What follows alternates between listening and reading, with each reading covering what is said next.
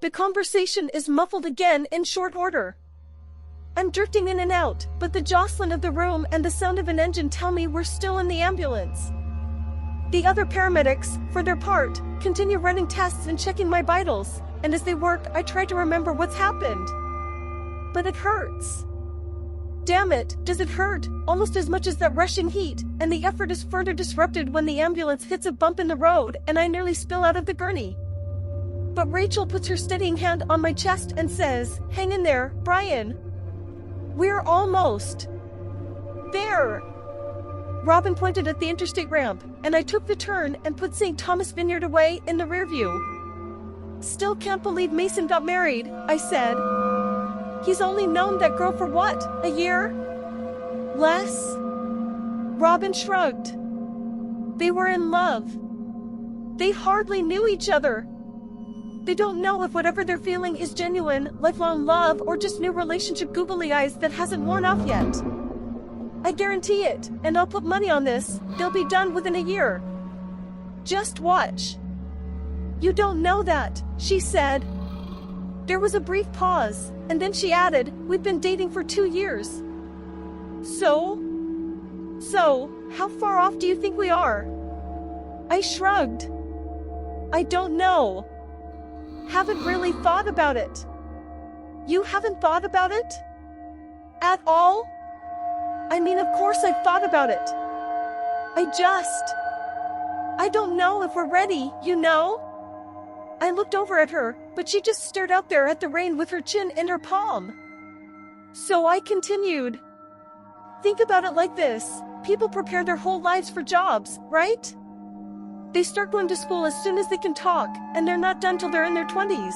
And it's also they can get a piece of paper that says, 'Hey, hire my ass. I'm smart enough to work.' But marriage? Nobody trains for that shit. People just hook up and say, 'Hey, we're 25, or 28. You're cute, I'm cute. Let's spend $15,000 on a giant ceremony and then live as glorified roommates for 5 years until we're both fat and hate each other and get divorced because neither one of us knew or cared how much work this thing would require.'" There was a longer pause then, before she said, with a degree of seriousness I wasn't in the least bit prepared for, "Is that where you think we're headed? Glorified roommates?" Quickly, I calculated an avenue of retreat. But I calculated wrong. "No. Not you," I said. "Not us. I mean most people, you know? Most people just dive in and either get divorced or stick it out till someone gets heart disease.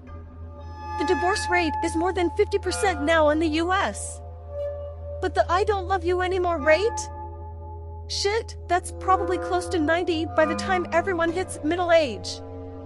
I just want to make sure you're the right person, you know? If ever there were words I wish I could have taken back, it were those 12.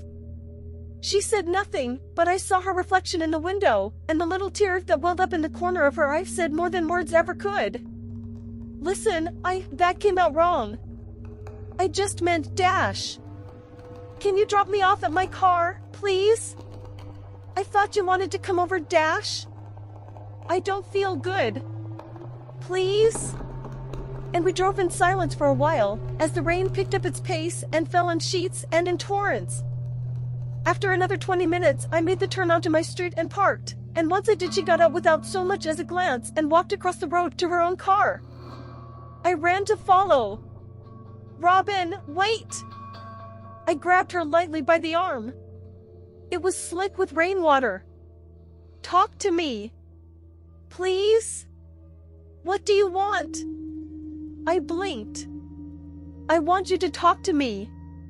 I just asked Dash." "No. I mean with us. Where do you want this to go? Where do I want this to go? I want to be with you.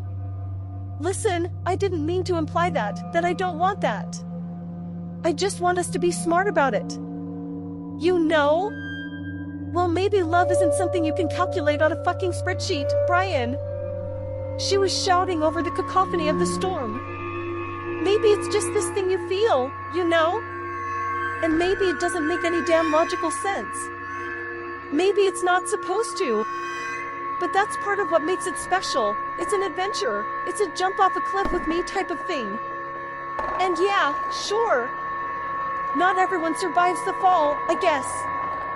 But if you find the right person, then dash.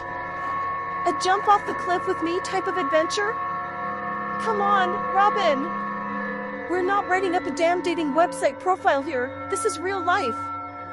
There are kids involved, and finances, and house buying, and mortgages, and all that shit. Not every day is some cute little romance comedy. This is half your life we're talking about.